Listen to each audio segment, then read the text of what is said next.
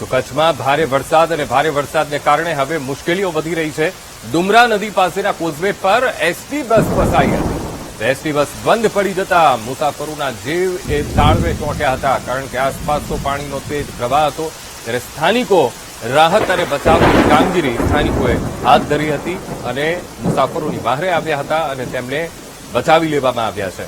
તો કચ્છના અમે આપને આ દ્રશ્ય બતાવી રહ્યા છીએ. સાર્વત્રિક વરસાદ અને નદી નાળા છલકાયા છે. કોઝવે ઉપરથી પાણી વહી રહ્યા છે અને આ કોઝવે ઉપર એક બસ ફસાઈ હતી અને જ્યારે ધસમસતા પાણીના પ્રવાહમાં આ બસ ફસાઈ ત્યારે અંદર બેઠેલા મુસાફરો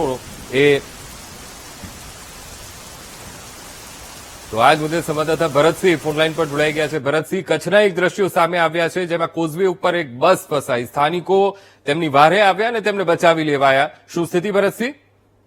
અંકુર, જે રીતે કચ્છમાં મુશળધાર વરસાદ નોંધાઈ રહ્યો છે, જેને લઈને અનેક નદી નાળા ડેમ ઉફાન પર જોવા મળી રહ્યા છે. ખાસ કરીને જો આપણે વાત કરીએ તો કચ્છમાં ગ્રામ્ય વિસ્તારને જોડતા જે માર્ગો છે જેના પર કોઝવે બનાવવામાં આવ્યા છે તે નદીના કાંઠે અથવા તો નદીની આવ પર બનાવવામાં આવતા હોવાથી નદીનો જે પાણી ધસમસતો પાણીનો પ્રવાહ છે તે કોઝવે પરથી પસાર થઈ રહ્યો છે.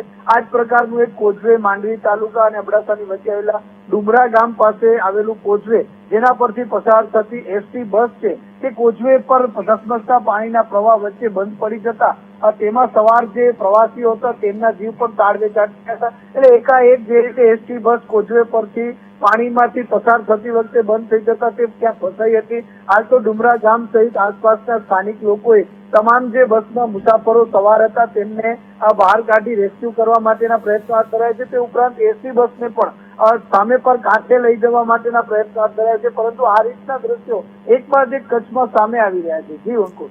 જી બિલકુલ ભરતસિંહ, સમગ્ર માહિતી સાથે જોડાવા બદલ આપનો આભાર.